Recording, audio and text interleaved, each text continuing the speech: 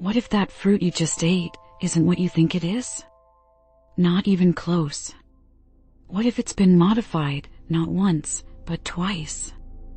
And what if your gut problems, your fatigue, your brain fog are symptoms of a deeper deception? Most people don't know this. The fruits and vegetables we eat today aren't what God originally created. They started as wild plants, fibrous, bitter, nutrient-rich, and unmistakably natural. But man wanted more sweetness. Or was it just man?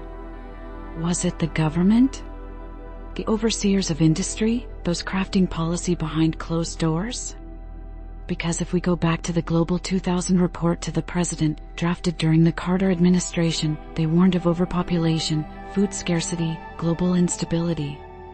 And in that same report, they began discussing the solution. Genetically modified crops. Designed to be bigger, sweeter, longer lasting, and efficient. But what they didn't ask was, what will this do to the human body?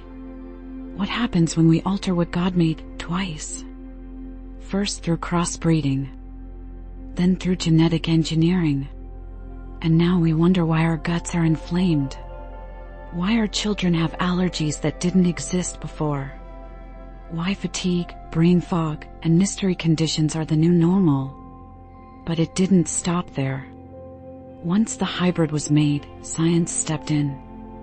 Hybridization, or plant crossbreeding, started showing up on a larger agricultural scale in the late 1800s. It was popularized by Gregor Mendel's pea experiments in the 1860s. But by the 1930s to 1950s, industrial farming began intentionally crossbreeding plants for yield, sweetness, and uniformity.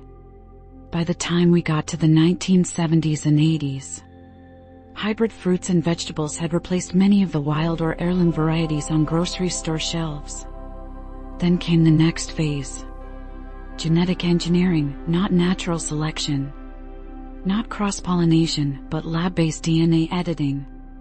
The first GMO plant, an antibiotic-resistant tobacco, was created in 1983. By 1994, the first GMO food, the Flavoress Aviar tomato, hit U.S. markets. And today, nearly 90% of corn and soy in the U.S. are genetically modified. And many fruits and vegetables sit on that same double-altered timeline. We genetically engineered it. Inserted bacterial genes. Made it resist herbicides like glyphosate. Forced it to produce its own pesticides. Now we have fruits and veggies that aren't just modified, they're lab-created. A GMO stacked on top of a hybrid. A Frankenstein built on a Frankenstein. So what does this mean for your body? You're not eating God's creation. You're eating man's imitation of it. Your gut, your immune system, your brain. They may not recognize this food as real. And that could be why so many are breaking down. Leaky gut. SIBO, small intestinal bacterial overgrowth.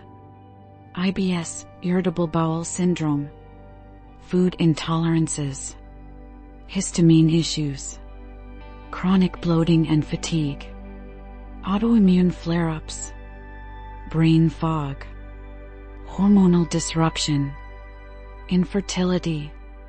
Childhood behavioral shifts. Food-related anxiety and panic.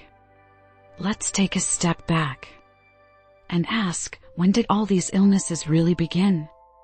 Because 100 years ago, leaky gut wasn't a thing. Autoimmune diseases weren't everywhere. And no one was talking about brain fog after eating fruit. But then came the changes. 1940 and 50s. Post-war food had to last longer. So they processed it. They canned it. They sprayed it. IBS started showing up, but they called it nerves. People felt tight chests, racing hearts. But they called it stress. Later, the gut and mind began to unravel. But they labeled it the gut-brain axis, not a warning, just a theory. 1960 and 70s. Fruits got sweeter. Vegetables got bigger, but not by God's hand. Men crossbred them, hybridized them. Seed oils replaced butter. Hormones started shifting, and infertility quietly crept in. Women began missing periods. Cycles became irregular. Infertility quietly crept in, but they labeled it a hormonal imbalance. Not a warning from the body, just another diagnosis to treat. They offered pills, IVF, hormone patches, but never questioned the food. 1980s. Science entered the kitchen, not to cook, but to alter. Genetic modification began in labs, and food was never the same again. 1994. The first GMO tomato hit the shelves. They said it wouldn't rot. But what else was it doing? Roundup-ready soy, BT corn, crops designed to resist poison. But what about your gut? Glyphosate wasn't just killing weeds. It was disrupting your microbiome, your bacteria, your internal ecosystem. 2000 to now. When it all exploded, leaky gut, SIBO, histamine reactions, food anxiety, mystery fatigue, autoimmune flares, even childhood behavioral shifts. And we wonder why we're breaking down. It didn't all happen overnight, but there was a shift, a moment we left what God made and started eating what man invented. Ask yourself, is your gut reacting, or is it just finally waking up? This isn't just physical. This is spiritual. We keep trusting labels, trusting science, trusting the shelf. But are we trusting the Spirit? Are we asking God what's truly good for us? Discernment isn't just for doctrine. It's for diet. It's time to question the pyramid, to return to what God made, to be the CEO of your own health, and to let truth, not trends, guide your plate. If this woke something up in you, hit like.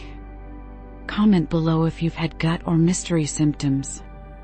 And subscribe for more food truth, scripture-based clarity, and spiritual healing.